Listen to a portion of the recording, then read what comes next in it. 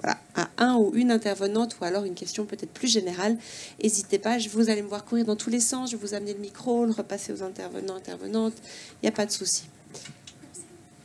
J'y vais. Alors, vous avez un deuxième. Là, ce monsieur-là. Merci. Merci. Hugues Arnaud, Ville de Fribourg. Donc, je me permets déjà de témoigner pour Julien et Laure. Donc, c'était moi le mandataire. J'étais à l'époque côté privé. Maintenant, je suis à la Ville de Fribourg. Et puis, je voulais témoigner dans le sens que cette démarche participative, au début, j'étais un peu personnellement réticent. Et puis, en fait, c'était vraiment une super expérience. Donc, juste je précise que Julien et Laure ne m'ont pas payé pour dire ça. C'est tout à fait objectif comme remarque. Donc, c'était enrichissant parce que il y avait tout un panel de population qui était là, plusieurs âges, plusieurs types de catégories socio-professionnelles. Et puis, du coup, c'est vrai qu'il y a eu une relation qui s'est tissée en fait au fil des tours et des 2 tours du MEP et puis des différents ateliers qu'il y a eu. Et puis on a pu à chaque fois rencontrer les mêmes personnes. Et puis il y a une relation qui était assez importante. Malheureusement, on n'était pas le bureau lauréat, donc c'est un autre bureau qui a gagné. Et puis c'est clair que je voulais juste témoigner de cette super expérience. Et puis souvent, ces démarches participatives, on a l'impression que c'est les râleurs qui viennent. Et puis là, c'était vraiment pas du tout le cas. Et je mets l'accent aussi sur un point, c'était ce comité, ces gens qui ont représenté les citoyens lors du jury. C'était vraiment, je trouve, un point essentiel parce que ça les a inclus vraiment dans le processus décisionnel qui fait que on les a écoutés. Puis en plus, ils avaient aussi le droit de vote le jour de la décision du projet lauréat. Et puis je trouve que je salue clairement cette démarche. Je pense qu'il y a un point qu'il faut aussi, donc là je me mets côté plutôt mandataire, ces démarches participatives, c'est un engagement personnel, beaucoup d'énergie et puis aussi financier énorme pour les bureaux. Et ça, je pense que en tant que maintenant je suis côté public, et puis je peux dire que quand vous allez rédiger des cahiers des charges et puis demander vos crédits d'ouvrage auprès des municipalités, je pense qu'il faut inclure clairement des montants qui sont réservés pour ces mandataires parce que moi, de mémoire, je pense que c'est à peu près 1000 heures de travail dans ce mandat d'études parallèles pour, au final, une très belle expérience humaine, pas mal de stress, mais pas de projet au final, parce que on n'était pas lauréat. Du coup, c'est pour ça qu'on appelle ça un mandat d'études parallèles, parce que c'est vraiment un mandat, et puis 1000 heures, c'est presque sur un projet, c'est presque peut-être tout l'entier des phases SIA, presque inclus réalisation sur des plus petits projets, et puis là, on parle que d'études, et puis je pense que c'est vraiment un élément très important. Il faut vraiment prévoir de l'argent pour rémunérer ces bureaux privés qui investissent énormément d'énergie dans ces mandats. Et puis je profite d'avoir la parole pour juste réagir à la présentation de bureau Olga et puis aussi de Madame Defago, où je pense que je salue clairement la démarche de Olga que j'avais pu rencontrer dans un autre séminaire l'année dernière à Fribourg. Et puis, je pense qu'il y a je ne sais pas si on peut appeler ça un fossé, mais il y a un côté très spontané de ces projets urbains provisoires. Et puis, il y a un côté, et je trouve que légalement, en tout cas, le cadre légal ne suit pas forcément. Et puis, c'est là que nous, en tant qu'administration, et puis on a un problème, c'est que typiquement, on veut fermer une rue pour faire un espace comme ça. On veut fermer une rue, on veut supprimer des places de parc, mais on doit publier la décision de suppression de places de parc, on doit faire une expertise si on veut faire une zone 20, on doit faire toutes des procédures, et puis ça dure. Quand on voit les meubles, quand on voit ces meubles en bois, on se dit oh, super, on amène les meubles, tout ça c'est super, mais en fait derrière il y a un cadre légal qui n'est pas adapté et qui fait durer les procédures sur une année et demie, le temps de fermer une rue, de faire une zone de rencontre, de supprimer des places de parc. Bien, on a des oppositions pour ces suppressions de places de parc. Je pense qu'on a tous les mêmes problèmes ici. Donc voilà, je pense que j'attends pas forcément de réponse, ou peut-être Madame Defago, vous pourriez nous dire que le cadre légal évolue dans le bon sens, mais je pense pas. Voilà, je pense que c'est vraiment un élément qu'il faudrait pouvoir améliorer au point de vue légal. Et puis voilà, j'ai fini avec mon intervention. Merci beaucoup. Est-ce que l'un de vous veut répondre, rajouter quelque chose? Je passe la parole à Madame Salama. Parfait. Merci en tout cas. Je peux peut-être répondre à cette question pour le projet de Sierre, effectivement. L'impact sur le cadre légal, il est assez conséquent et il faut pas mal d'audace de la part de la municipalité puis une certaine prise de risque. C'est-à-dire que nous, on avait dans cette rue uniquement les transports publics qui passaient et on avait des travaux qui étaient prévus. On a publié une modification partielle de la circulation dans le cadre des travaux, autorisation qu'on n'a jamais levée. Donc on est toujours avec un aménagement autorisé de manière temporaire. Donc c'est très borderline. Après, dans l'exécution des travaux, parce qu'on est en train de réaménager en fait toute la place pour passer de cette partie transitoire à une partie plus formellement, avec des vrais aménagements de verdure, etc.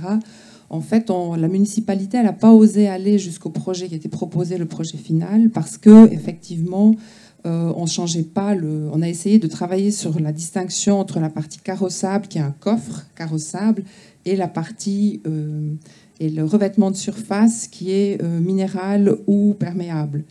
Et la municipalité n'a pas osé aller au bout du projet proposé par Olga, mais elle a fait un espèce de mixte où en fait on a une partie carrossable qui reste relativement grande et un aménagement vert qui est plus grand, qui empiète en partie sur le gabarit routier, en partie sur le gabarit piéton. Et l'aménagement du mobilier est toujours réversible, ce qui fait que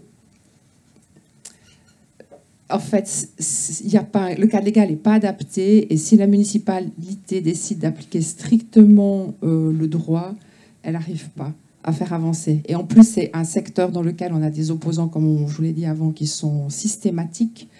On s'est dit, s'ils réclament, on verra. Mais si on ne fait pas, on ne fera rien. Donc on a pris des risques. Faire place à l'imprévu, surprise, quoi, c'est ça. Merci beaucoup. Est-ce que quelqu'un d'autre a une question peut-être ou une observation à partager?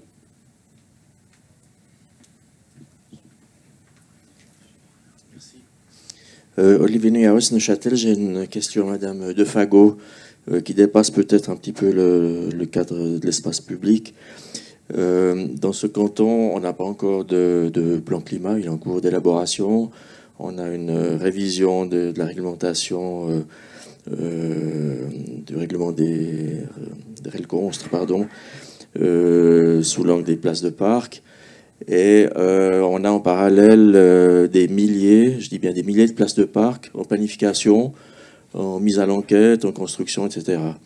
Est-ce que juridiquement, les communes, respectivement les citoyens, peuvent s'opposer à ces aménagements sous l'angle du niveau supérieur, c'est-à-dire des accords de Paris, des accords de la Confédération par rapport des engagements de la Confédération par rapport aux accords de Paris, etc. Même si la planification cantonale et d'autant plus communale n'est pas encore réglée.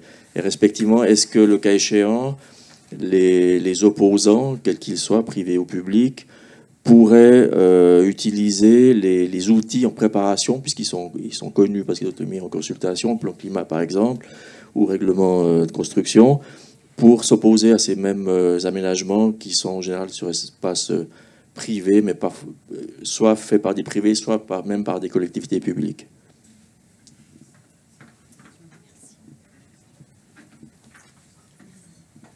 Alors, merci de votre question. Je ne connais pas exactement le cas particulier. Je sais que c'est une polémique dont j'ai entendu parler ici à Neuchâtel, ces questions de place de stationnement. Mais je vais vous répondre avec 2 lignes de force. Alors déjà, tout récemment, le tribunal administratif fédéral a jugé qu'une personne ne pouvait pas invoquer directement les accords de Paris pour s'opposer à un projet. En l'occurrence, c'était une création de route en Suisse centrale, où il fallait dédoubler les voies et créer des tunnels. Et là, les plaideurs ont dit, oulala, accord de Paris, et les juges, sur ce point-là, à mon avis, auraient peut-être pu être un petit peu plus courageux, puis dire, effectivement, il y a un élément peut-être bloquant, ou en lien avec cet argument. Non, les juges ont dit, du moment où on n'a pas encore de loi sur le CO2, on ne peut rien faire. Voilà.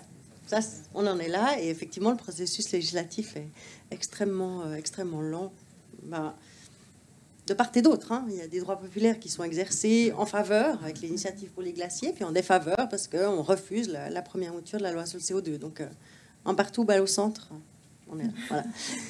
Pour ce qui est de l'effet sur des procédures ou des réflexions en cours sur des plans qui seraient en train d'être concrétisés, Évidemment, je ne peux pas vous répondre de manière hyper précise, mais il y a quand même un mécanisme que l'on connaît qui est l'effet anticipé des plans, d'une part. Donc les futures planifications, au moment où elles sont votées par l'organe délibératif, bloc un petit peu ce qui pourrait être fait avant. Alors je ne sais pas si ça peut bloquer une ancienne planification, ça c'est une question.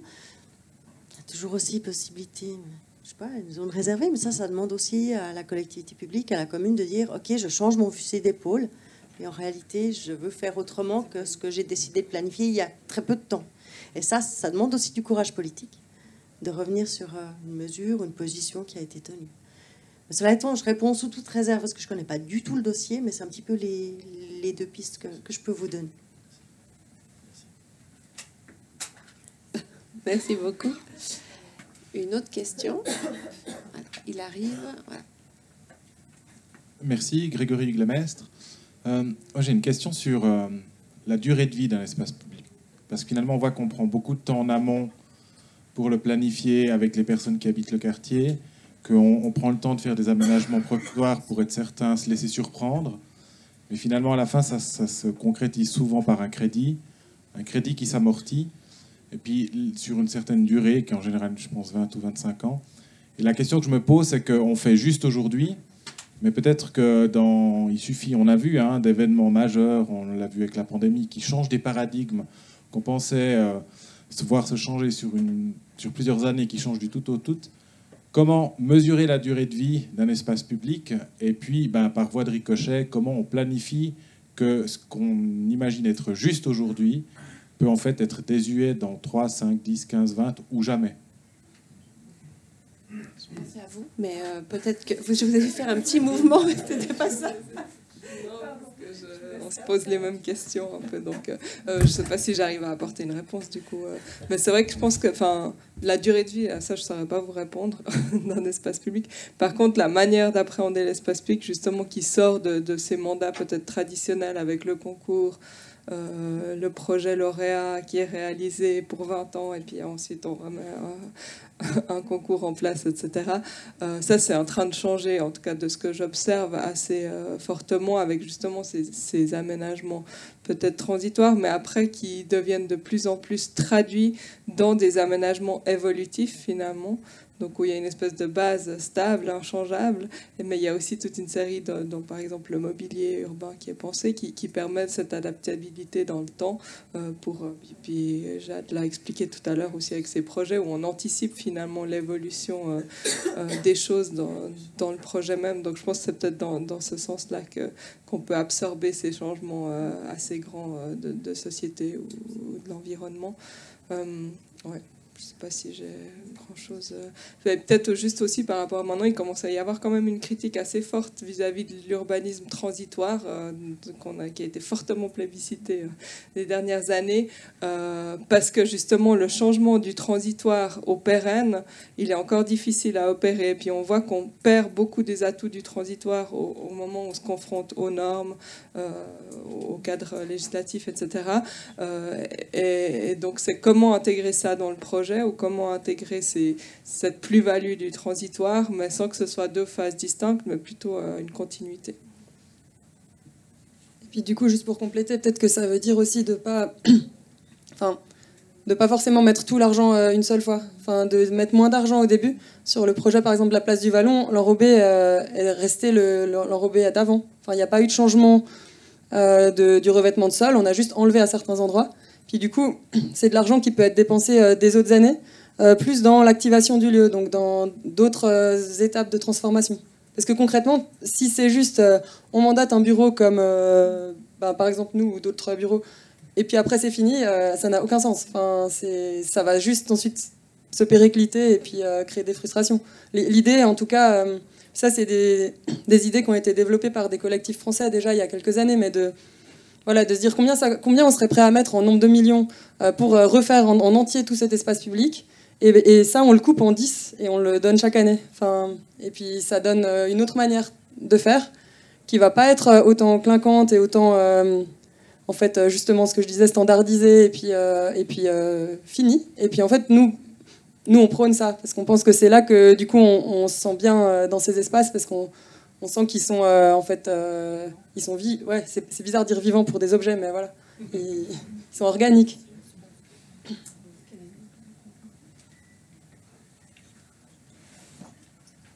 Merci beaucoup. Est-ce qu'il y a encore une autre question à laquelle on pourrait répondre collectivement? C'est en train d'arriver. Bonjour, Guillaume Collin, à l'aménagement du territoire Verbier et Val-de-Bagne. Une question, c'est qu'il y a des attentes citoyennes qui sont assez fortes et souvent pressantes, des temps politiques qui sont assez courts, et puis une complexité sur les projets qui va croissante, que ce soit sur l'aspect légal, sur l'aspect sociologique, participatif. Est-ce que vous avez des bonnes pratiques pour aussi être simple et aller vite?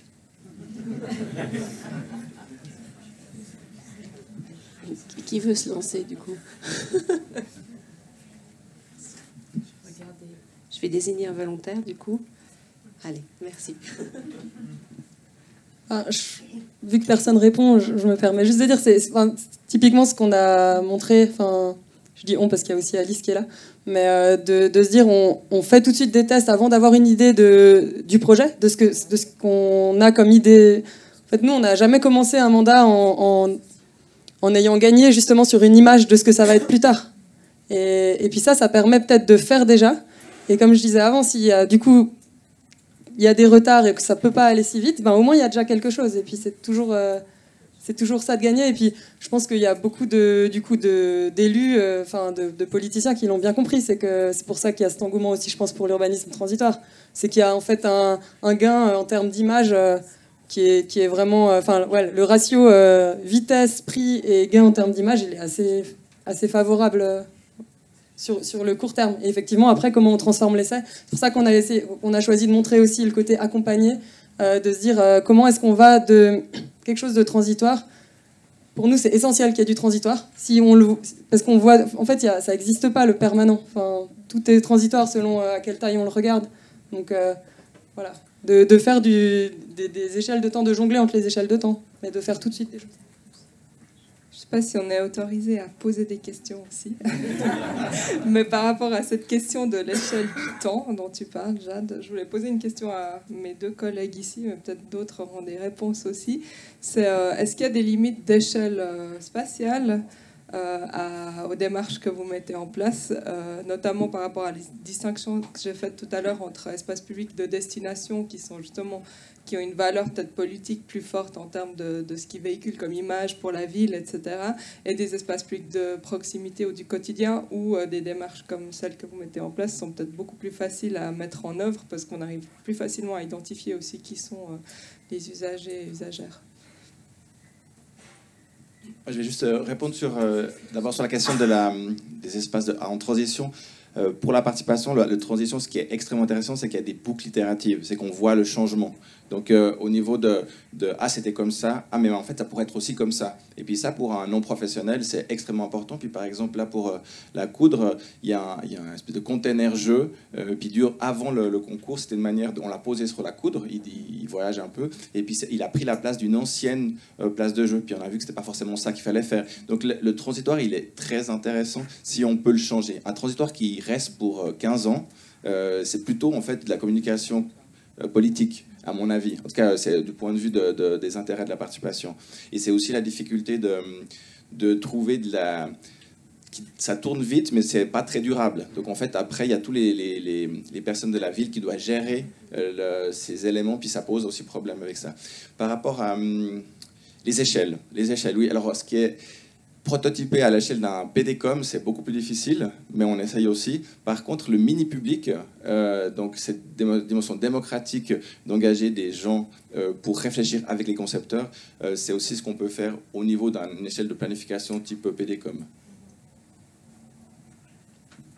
Puis je pense aussi que c'est des allers-retours entre des stratégies plus de grande échelle et puis ensuite des interventions très particulières, mais si les interventions elles ont une vocation d'être pilotes pour ensuite se reproduire à d'autres endroits, nous, en tout cas, on a l'impression que le moment où on passe à l'action et où vraiment on transforme physiquement l'espace public, là, il y a vraiment quelque chose qui se passe où ça commence à intégrer plus de monde et puis à être beaucoup moins un entre-soi de gens qui savent bien parler français, etc. Donc, du coup, pour nous, quelle que soit l'échelle de réflexion, il faut être dans l'échelle en fait, de son corps dans l'espace public et qui le transforme. Et ensuite, voilà, dans beaucoup de communes, on fait des projets pilotes. Donc, l'idée, c'est que ça puisse ensuite donner une idée de comment agir ailleurs, selon une stratégie globale.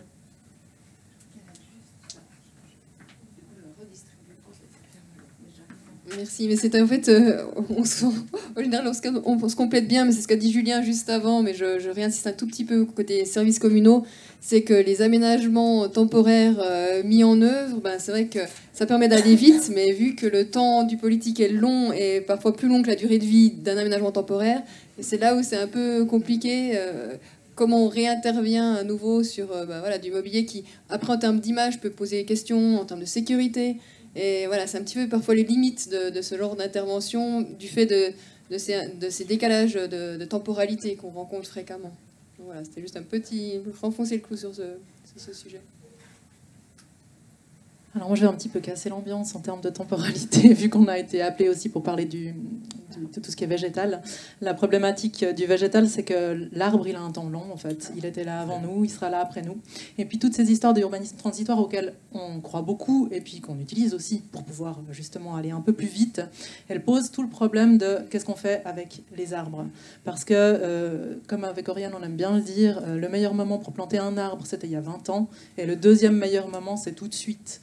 Et puis, avec l'urbanisme transitoire, planter en pot, ça donne une partie des bénéfices écosystémiques, mais évidemment pas tous.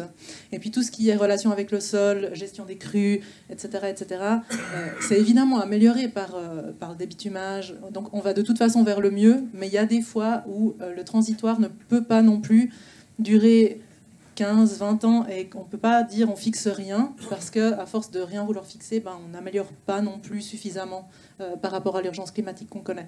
Donc je modérerais quand même sur certaines choses. On a beaucoup de demandes d'installation de pots, etc.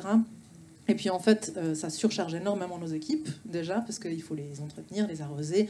Les arbres ne se déploient pas comme en pleine terre.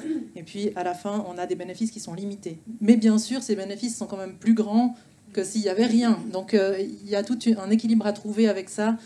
En ayant du transitoire, peut-être qu'on peut figer dans certaines actions de plantation, par exemple. Mais il y a aussi... en fait, les arbres en pot, ça peut aussi être vu comme une pépinière qui sera ensuite plantée là. Donc ça permet d'acheter des arbres moins chers et puis qui commencent à... En fait, de regarder, ça permet de les déplacer au début, de regarder où est-ce que c'est le mieux qu'ils soient.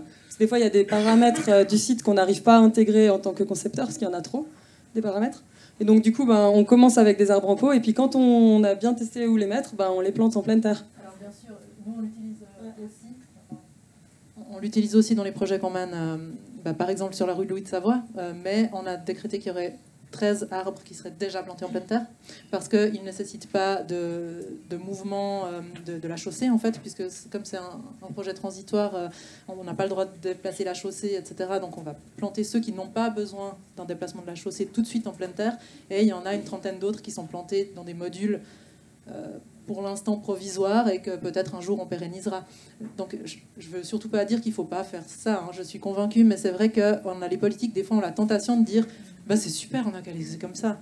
Et en fait, il y a quand même une dimension de l'amélioration du climat, du sol, et puis de tous ces bénéfices écosystémiques qui sont liés à la présence de l'arbre dans le sol, auxquels on n'a pas droit si on ne les plante pas. Et puis une augmentation énorme aussi des coûts d'entretien. Merci beaucoup. Bon, vous m'entendez? Ah oui. Merci beaucoup. Alors, on va passer à la dernière question, parce que c'est déjà l'heure d'aller manger. Super. Et puis, le micro arrive. On vous écoute. Merci beaucoup. Alors déjà, une remarque. Merci infiniment pour ces remarques, ces présentations super inspirantes. Moi, j'aurais une question pour la ville de Morges. Comment est-ce que vous transcrivez cette stratégie dans vos outils de planification? Et puis, comment vous incitez les propriétaires privés, puisqu'on voit que c'est un grand effet levier, à activer leurs parcelles ou à préserver ces arbres? Et puis, à titre personnel, j'aurais une remarque. c'est qu'on dit souvent que l'espace public est planifié par des hommes pour des hommes. Alors je suis extrêmement contente d'aujourd'hui de voir que sur cette thématique des espaces publics, de voir autant de femmes en des représentations. Merci beaucoup. Merci.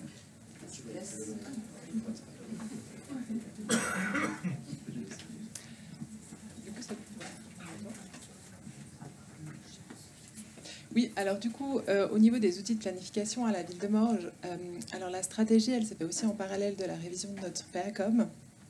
Et puis donc, il y a différents articles en lien avec la favorisation, enfin, comment dire, favoriser, merci, l'incitation pour réglementer aussi le nombre d'arbres à planter en fonction des mètres carrés de la parcelle, aussi pour inciter et puis peut-être donner des bonus en fonction d'un indice de verdure, en fonction des surfaces perméables, des surfaces dédiées à la biodiversité. Et donc ça, en tout cas, en termes de planification, on essaie de le mettre en œuvre dans notre nouveau PACOM. Et puis ensuite, c'est plutôt vraiment une sensibilisation au sein de nos différents services, où là, c'est pour ça qu'on organise vraiment des séances avec les services constructeurs, les services aussi autres, comme la cohésion sociale, parce que des fois, on peut trouver aussi des synergies en fonction des projets, pour essayer que l'arbre, en fait, puisse être intégré dans tous les projets. Puis pour ce qui est incitation des privés, je te laisse peut-être... Alors, comme vous l'avez peut-être compris, en fait, cette stratégie, elle arrive à son terme, mais elle n'est pas encore finie. Et c'est justement là qu'on commence à rencontrer quelques difficultés, parce qu'on a des idées pour mobiliser le public, mais évidemment que ces idées, elles coûtent de l'argent et elles demandent du courage politique. Alors, on reviendra l'année prochaine pour vous dire si on a eu droit à ce courage politique ou pas. Je crois que la volonté, elle est là, mais c'est vrai que c'est pas toujours évident de se confronter à la population qui va faire des recours, qui va s'opposer, qui va se questionner et remettre en question plein de décisions de la MUN.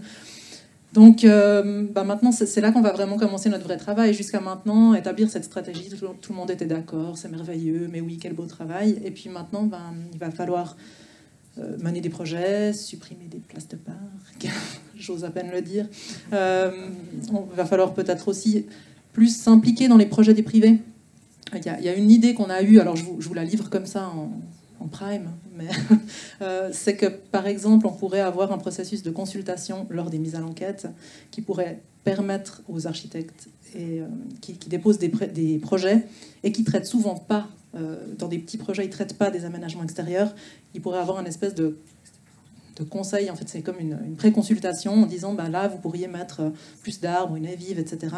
Évidemment pas se substituer à un bureau d'études, mais leur dire les points qu'ils devraient viser et leur donner peut-être des adresses de bureaux d'études qu'ils pourraient contacter pour améliorer leur projet du point de vue des aménagements extérieurs.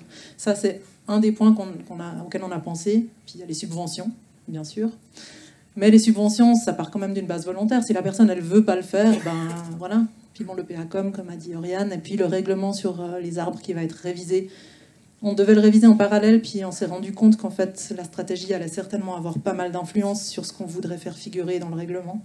Donc, on finit la stratégie, et ensuite, on fera le règlement, parce qu'en plus, on n'est qu'une. Donc, c'était un peu compliqué de faire plus.